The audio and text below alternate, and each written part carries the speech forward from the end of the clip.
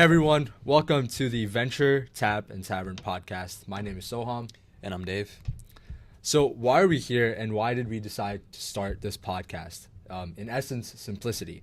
Dave and I are currently both college students, and with exams, studying, and even internships, our schedule often doesn't allow us to keep up with current events. And we're going to get into this later, but specifically about business, tech, and politics. However, staying informed is vital to the development of both a well-rounded young professional and just being a responsible adult. Yeah, and with so many sources of information out there with varying levels of accuracy, authenticity, and bias, it's a huge time commitment just to stay informed at a baseline level, even to a basic degree. Right. Our podcast is designed to be a one-stop shop for this and to keep you updated on some of the big ticket items in business, technology, and politics. Information that you need to know about, broken down into bite-sized, digestible pieces. So if you're trying to get informed, but the barrier is too high in terms of time commitment, and you don't have time to read, 10 plus articles per day, but you want to be informed about the current state of affairs in a more brief fashion without getting overflowed with unnecessary information, this podcast is for you. And on a side note, we should probably talk about our decor and our theme and why we decided to get to it. Basically, Saul and I have been friends for years, and every time we hang out, most of the time we go to a local tap and tavern to eat some cheeseburgers and flatbread. And while we were eating one of those aforementioned flatbreads, we decided to brainstorm this idea and deliver it to you guys. Right. So here we go. Just as a disclaimer, all of the information that we have collected during the research process for this podcast, that's all going to be linked in our YouTube because we want to be responsible with citing our information. Yeah. But if you're not watching on YouTube, it'll be in the description of whatever platform you're listening on. So right. Yeah. So let's get into it with our first segment, space. So according to the Wall Street Journal, CBC, and Space News, the Federal Aviation Administration said on Friday that SpaceX will be able to resume their Falcon 9 flights after a previous incident involving the failure of one of their rocket boosters. This is after they were grounded by the FAA earlier Wednesday morning and directed to conduct an investigation on why the engine failure occurred. This is right before their previously expected launch on August 27th for their Polaris Dawn mission, which itself was delayed due to weather concerns for their return date. And so the recent SpaceX Polaris Dawn mission, featuring the first ever commercial astronaut spacewalk using SpaceX designed spacesuits, marks a significant milestone. Yeah, and this achievement not only demonstrates SpaceX's readiness for comprehensive space operations, but also signals new potential business opportunities. These innovations, spearheaded by SpaceX, could open up a broader range of commercial domains, offering existing prospects for future growth and investment, including their mission to reach Mars with a fully manned crew. Right. And so, keeping in line with kind of infrastructure and things of that nature, we're going to shift gears to China and the first megaport. So talk about that a little bit. Yeah, and we're going to discuss China and how they're building their first megaport in Peru specifically.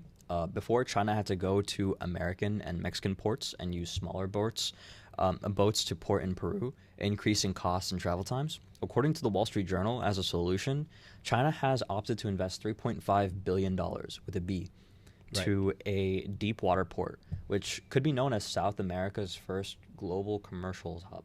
And this will allow China to trade more easily with South America, especially in regards to their top exports such as iron, copper, soybeans, and lithium. Lithium, of course, would come from the lithium triangle in South America, which is a hot zone and holds roughly 60% of the world's lithium. Mm-hmm. The United States has raised obvious eyebrows and concerns in regard to how this process will deepen China's influence in the region. Yeah, and next, kind of transitioning to America and our current state of affairs, specifically the election. Right. In the election that's starting in November, executives are closely watching how potential changes in the corporate tax rate might impact their investment plans.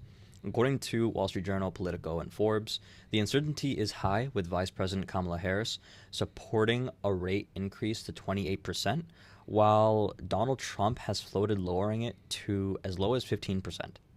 neither proposal may become a reality if their party doesn't secure full control of Congress. They also seem to be extremifying their percentages so they can adjust to a percentage that they really want once they get inducted into Congress, Right. or of their position. Right. With less than 3 months until the election, tax advisors suggest companies model for a tax rate around 25%. Higher taxes could significantly reduce cash flow, affecting everything from store expansions to consumer pricing. Some companies like Chipotle plan to stick with their growth strategies regardless of the tax outcome, thanks to their strong financial positions. However, others may need to adjust their plans according to the final tax rate. So definitely something to keep updated on leading up to the election if you're into the financial world. Going into more about tax, Kamala Harris's tax proposals endorsed by her presidential campaign build on the unfinished agenda of the Biden administration. Her plans to increase taxes on corporations and high-income households, raising around $5 trillion over the next decade, while cutting other taxes by over $4 trillion. The federal government's overall tax collections would remain stable, but there would be a significant shift in who pays. High-income households would face steep tax increases, with top marginal tax rates reaching their highest levels since 1986. Notably, Harris's plan includes taxing unrealized capital gains for individuals with a net worth of over $100 million, a move that could face potential legal challenges. And even the public are recognizing it as one of her more wild ideas. Yeah, and while Harris promises not to raise taxes on households earning under 400K, she aims to extend and expand tax cuts for families, including a revived child tax credit. However, there are still uncertainties, such as future of state and local tax deduction cap and estate tax exemptions, which Harris has not fully addressed yet. These proposals highlight the stark contrast between her approach and that of her Republican opponent, Donald Trump, who favors extending the 2017 tax cuts that he implemented and adding new ones. Right. So switching gears again and going into the retail sector, according to the Wall Street Journal, we've also found that shoppers are more selective about where they spend their money, especially when it comes to in-person. Retailers like Abercrombie and Fitch, Foot Locker, Kohl's, and Nordstrom have reported mixed quarterly results reflecting this trend. Abercrombie and Fitch saw a 21% sales increase, but warned of tighter margins ahead due to rising transportation costs, sending its own shares down by 17%. Foot Locker's losses widened, leading to a 6% drop in its stock, while Kohl's pleased investors with better than expected net income despite a sales decline. Yeah, Nordstrom has actually leaned heavily on its off-price Nordstrom Rack stores, which saw nearly 9% growth through its overall stock outlook remained cautious for the most part. Bath & Body Works also noted that customers are becoming more cautious, leading the company to lower its sales forecast for the year, which has sent stocks varying among different investors. And the current retail landscape actually shows that while shoppers are still spending, they're increasingly looking for value and deals, which can mostly be garnered from online shopping, leading to a further shift away from in-person stores, a shift that actually started during quarantine. Yep. And again, something started during quarantine. We're seeing, more value in deals. Airlines. Yeah. That sector is also kind of doing the same thing. So we have an update from Morningstar regarding how airlines might be inclined to do business. Budget airlines like Southwest and Spirit Airlines are attempting to attract higher spending passengers by offering premium services such as more legroom, blocked middle seats, and onboard Wi-Fi. Traditionally, low-cost carriers focused on cheap fares and basic services to maximize profits.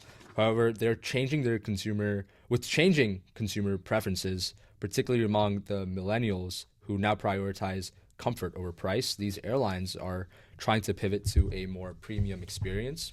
Yeah, and Southwest Airlines, which is actually a pioneer for low air cost travel, has introduced rows with more legroom, while Spirit Airlines has begun offering more premium seating services, including more comfortable seating. And JetBlue, which is actually known for its very cheap, affordable Mint premium class on transatlantic and coast-to-coast flights, it actually exemplifies the hybrid model that combines both budget-friendly fares with added amenities. However, this shift comes with significant challenges.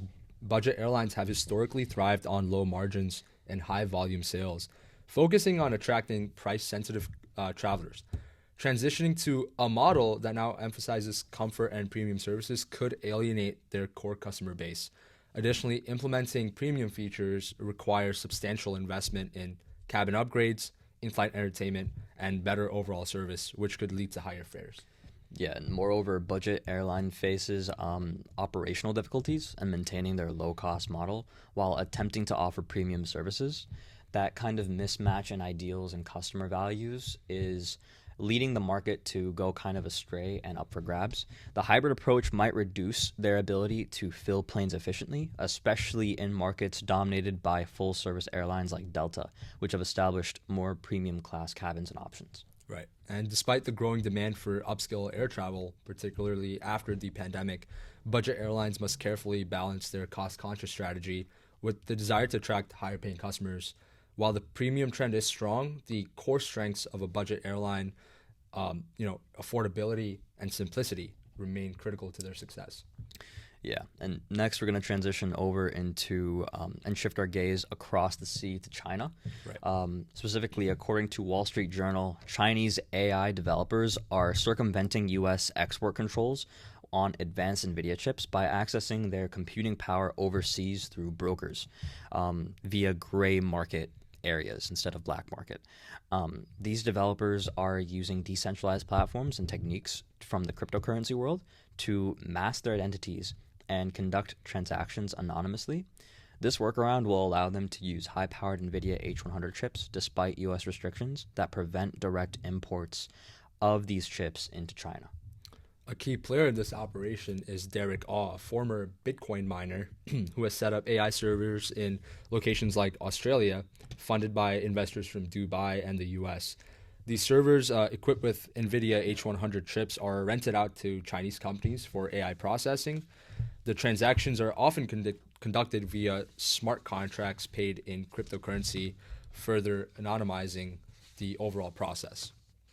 Yeah, and this decentralized GPU model, which has emerged as a result of decreased cryptocurrency mining activity, gathers scattered computing power from around the globe and rents it out to AI developers.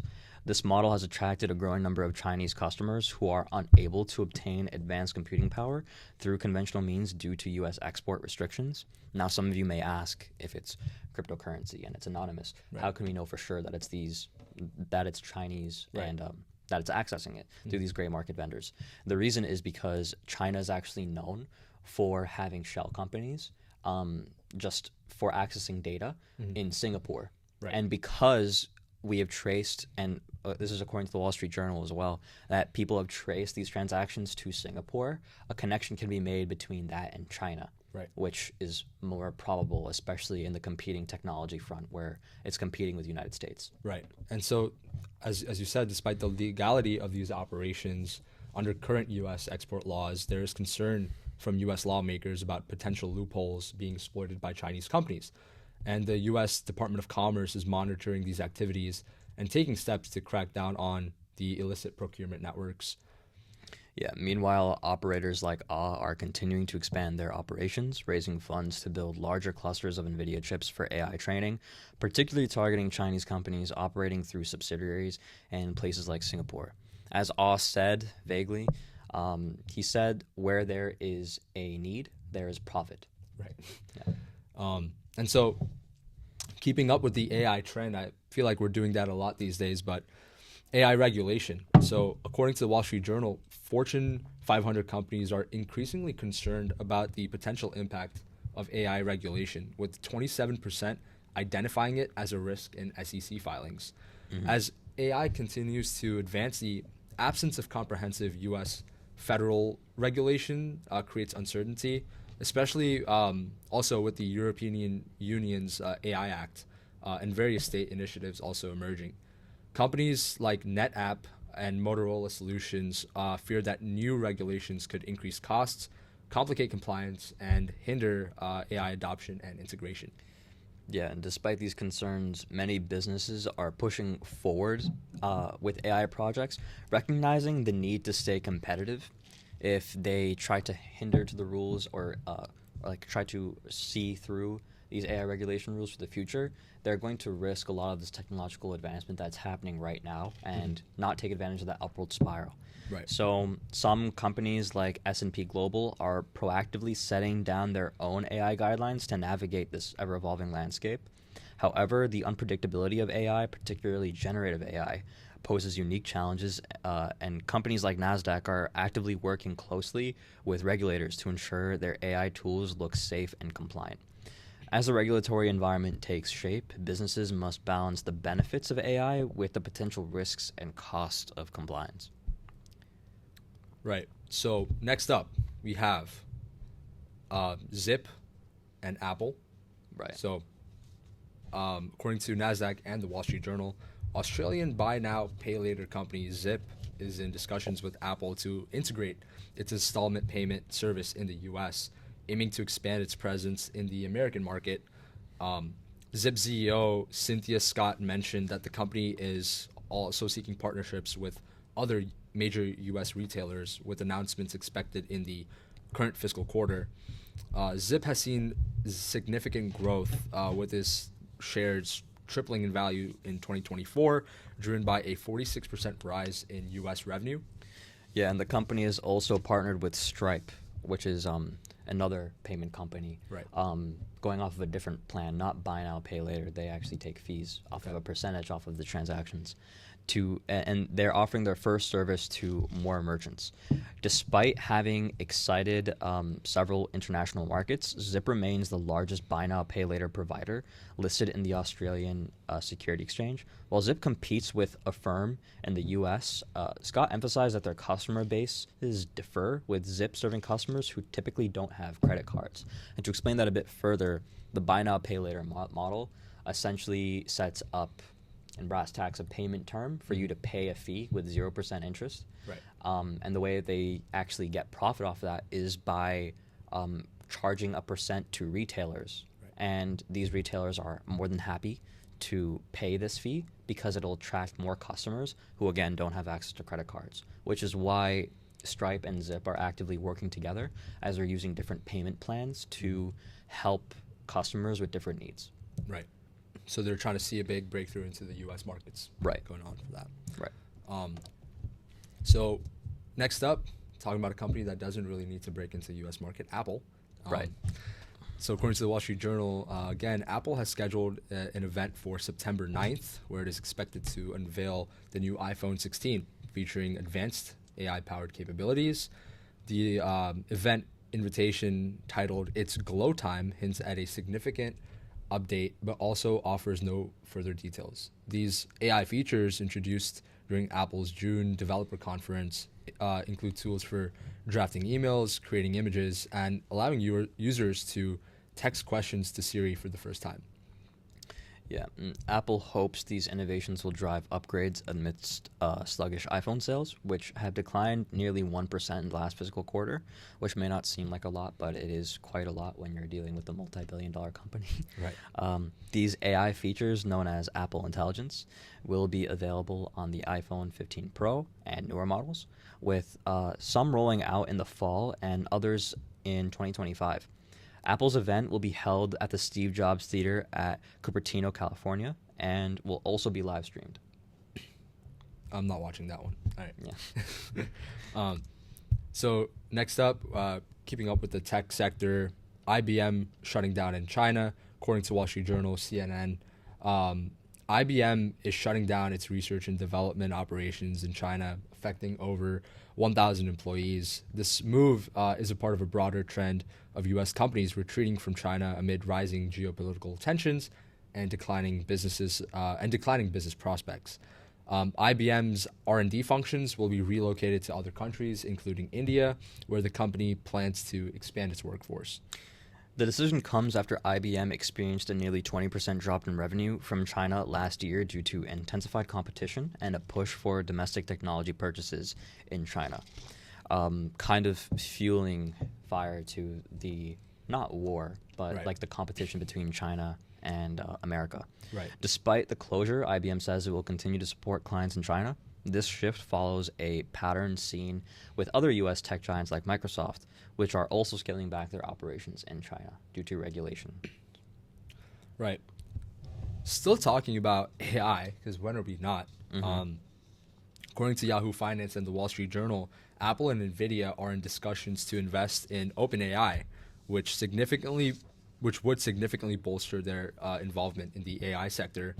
This potential investment is a part of a major fundraising round that aims to value OpenAI at over $100 billion. The venture capital firm Thrive Capital is leading this round, with Microsoft also expected to contribute.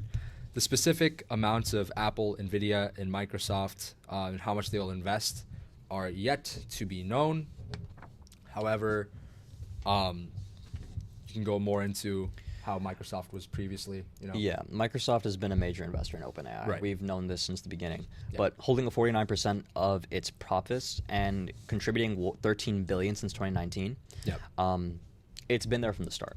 Yep. NVIDIA, which is actually a key provider of chips for AI models like ChatGPT, again, we should know this, has a long-standing relationship with OpenAI. Apple, which has recently named OpenAI as a partner for its new features, is looking to secure access to cutting-edge AI technology. Investing in OpenAI marks a notable move for Apple, which typically does not invest in startups, but has made exceptions for strategic partnerships. This investment could also impact Apple's relationships with other AI companies, which is really big because we could possibly get a better service than Siri, which we all need. Something more than the camera upgrades in the freaking iPhone, Yeah. But that actually concludes our first episode. Thank you for joining us, all of you. And if you found this informative and easy to digest and see yourself tuning in for a quick synopsis on the latest information in tech, business, politics, or what have you, make sure to like, subscribe, and follow us on our socials. Especially our TikTok and Instagram. We'll be adding some more, tidbits of information that are more bite-sized, more digestible. If you have any suggestions for us to improve, please let us know in the comments. Also, if you have any suggestions for what drink we should try, let us know in the comments as well. Today we just had Coke and ice. Yeah. Some Diet Coke and ice, right? Yeah. But, we really want to make it a little bit more interesting for everyone. So please give us let us know in the comments and we'll give you a shout out. Yeah. And thanks for tuning in. And until next time, thank you. Thank you.